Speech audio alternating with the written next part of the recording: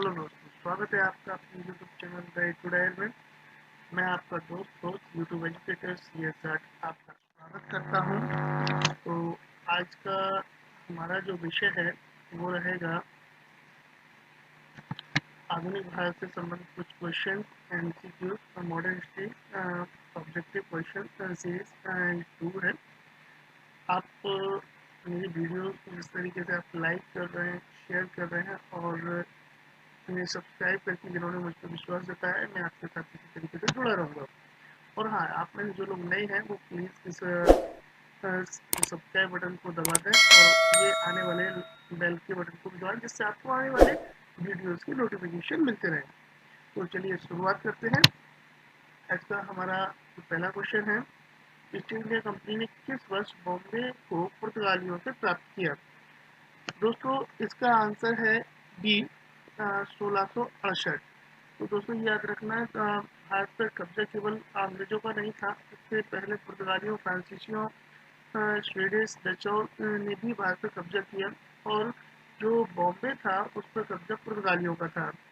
लेकिन पुर्तगालियों ने 1668 में ये ईस्ट इंडिया कंपनी को दे दिया और इसी के साथ ईस्ट इंडिया कंपनी ने अपना जो मुख्यालय था सूरत से लेके अब वो आ गए थे मुंबई।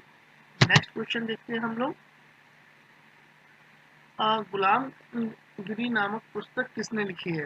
दोस्तों इसका आंसर है सी, ज्योतिबा फुले। गुलाम गिरी नामक जो पुस्तक लिखी थी ये ज्योतिबा फुले ने लिखी थी और ये जो USA में प्रथा चलती थी, बहुत से लोग जानते होंगे, जिसे हम कहते हैं दास प्रथा, ये उस पर बेस्ड थी और उसी के आधार पर इन्होंने ये जो है लिखी थी।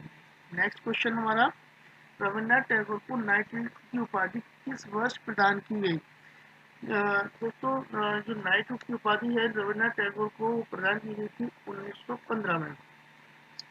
ध्यान रखना, अब इससे संबंधित कुछ कहानी है, लेकिन इसके कुछ लगभग 4 साल बाद 1919 में, वर्ष याद रखना बहुत इम्पोर्टेंट है, 1919 में पंजाब में घटना घटी जिसे हम जानते हैं जलियांवाला बाग के नाम से। किस नाम से? जलियांवाला बाग के नाम से, जो होती है 13 अप्रैल 1919 की घटना घटी। उस हत्याकांड से व्यथित होकर रविन्द्रनाथ टैगोर ने ये उपाधि त्याग दी थी। नेक्स्ट क्वेश्चन देखते हैं हम लोग। स्वतंत्रता के समय भारतीय राष्ट्रीय कांग्रेस के अध्यक्ष कौन थे?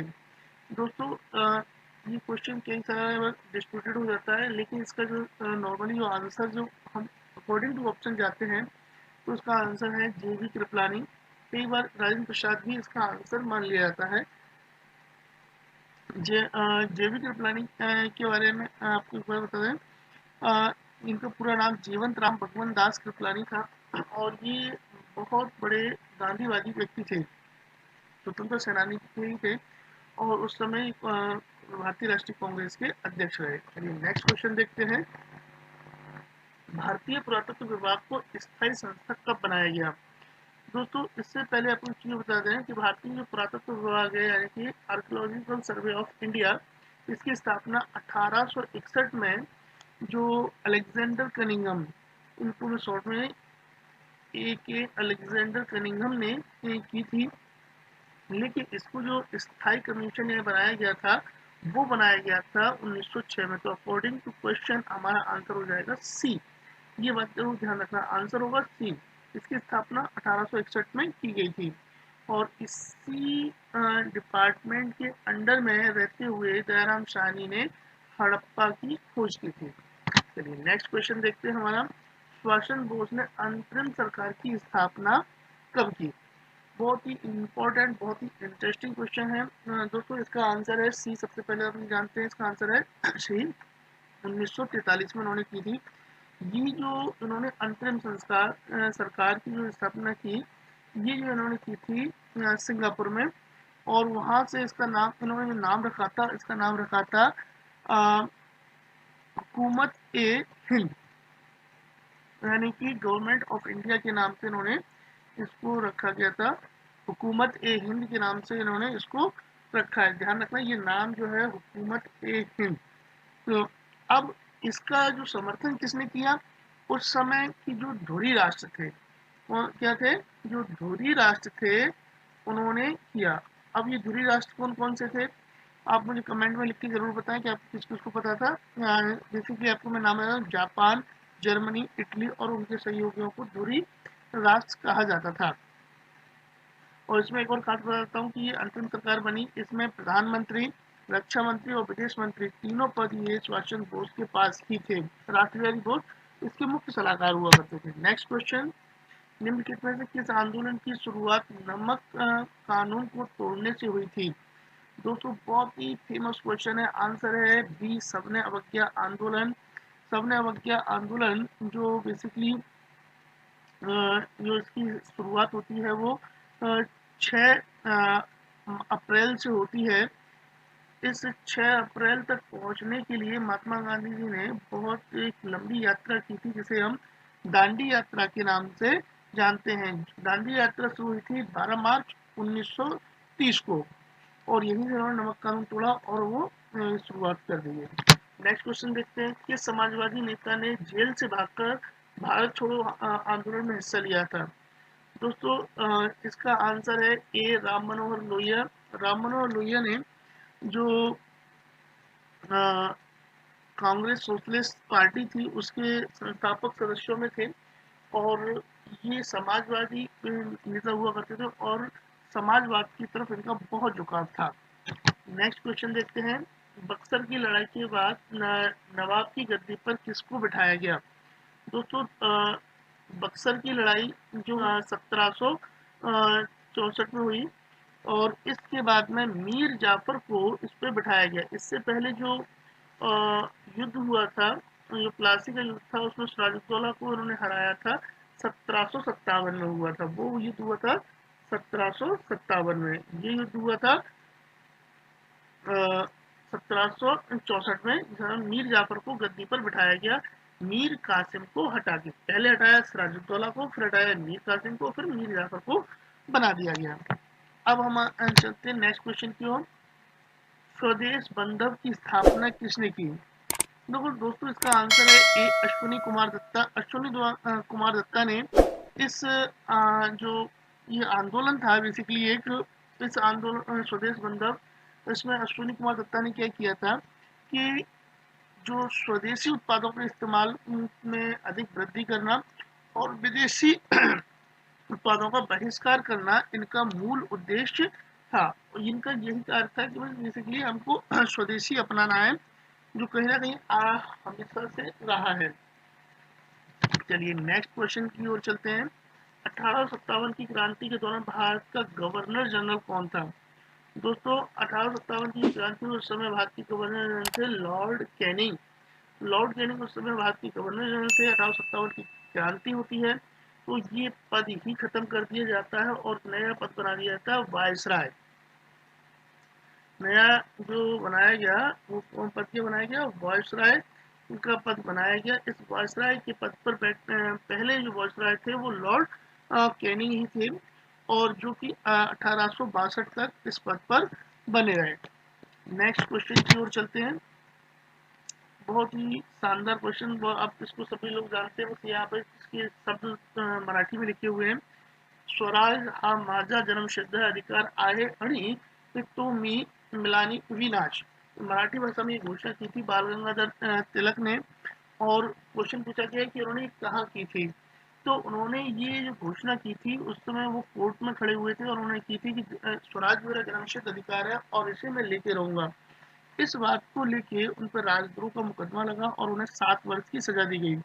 7 वर्ष की सजा में के बाद दी गई, उन्होंने 1 वर्ष में भारत में रखा और 6 वर्ष के लिए उन्हें जो मंडाला कारागार है, जेल है म्यांमार में, उनको वहां रखा गया था 6 वर्ष के लिए।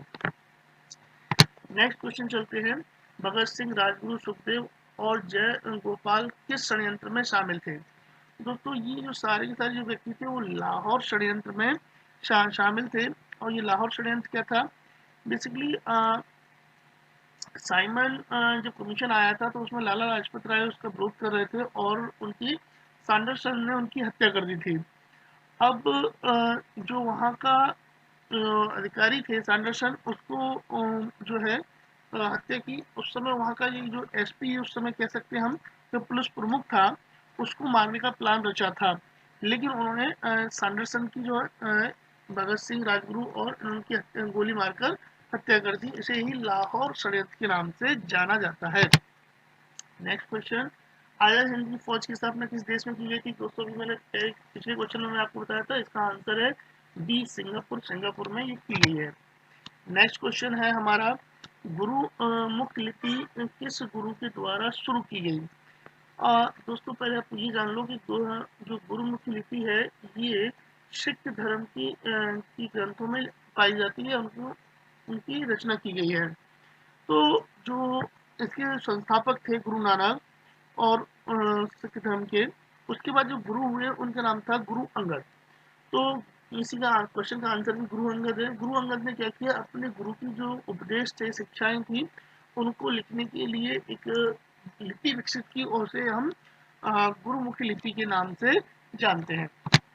नेक्स्ट क्वेश्चन, बारेंद्र घोष किस समाचार पत्र से जुड़े हुए थे? बहुत इंपॉर्टेंट क्वेश्चन है दोस्तों, उसको जरूर याद रखना।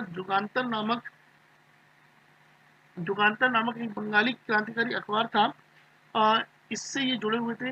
इसकी स्थापना 1906 में की गई थी और इसमें कई सारे जो है व्यक्ति जुड़े हुए थे। इनके अलावा अविनाश भट्टाचार्य, भूपेन्द्र नाथ दत्ता, जो लोग इसके साथ में शुरुआत से ही जुड़े हुए थे। नेक्स्ट क्वेश्चन देखते हैं, 1946 के तेभागा आंदोलन किस वर्तमान राज्य से संबंधित है?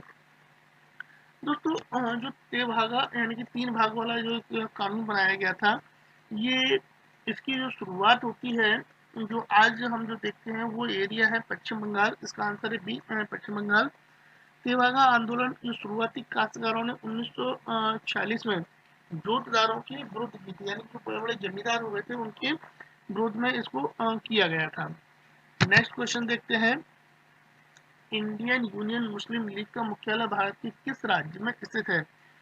दोस्तों इसका आंसर है ए, तमिलनाडु। तमिलनाडु में इसका मुख्यालय है। इसकी स्थापना जो की गई है भारत की स्वतंत्रता के पश्चात 10 मार्च 1948 को की गई थी मद्रास में, जिसे आज हम चेन्नई के नाम से जानते हैं। नेक्स्ट क्वेश्चन की ओर चलते हैं। हमारा नेक्स्ट क्वेश्चन है, कांग्रेस के किस अधिवेशन में पूर्ण स्वराज का प्रस्ताव पारित किया गया? बहुत ही इंटरेस्टिंग, बहुत मजेदार क्वेश्चन है। आंसर है इसका बी, लाहौर। और ये अधिवेशन जो हुआ था वो हुआ था 1929 में। और 1929 में ये अधिवेशन हुआ।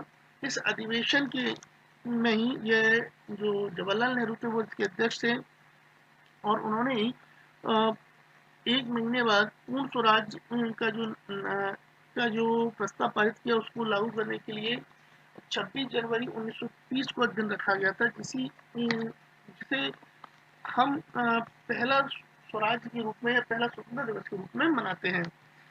नेक्स्ट क्वेश्चन और हमारे इसके आज की वीडियो का लास्ट क्वेश्चन, ढाका में स्थित एहसान मंजिल पैलेस किस कारण से प्रसिद्ध है? दोस्तों ये ढाका में जो है ये 1906 में मुस्लिम लीग की स्थापना, आंसर है इसका मुस्लिम लीग की स्थापना के लिए ये जाना जाता है, इसलिए ये प्रसिद्ध है। जो आगा खान थे, लियाकत अली खान, मोहम्मद अली जिन्ना, जो इनके प्रमुख नेता थे, उन्होंने मुस्लिम लीग की स्थापना 1906 में की थी। और बेसिकली इनका जो उद्देश्य था वो था मुसलमानों की रक्षा करना, लेकिन बाद में इन्होंने अपना उद्देश्य बदलकर पाकिस्तान की मांग करना स्टार्ट कर दिया था।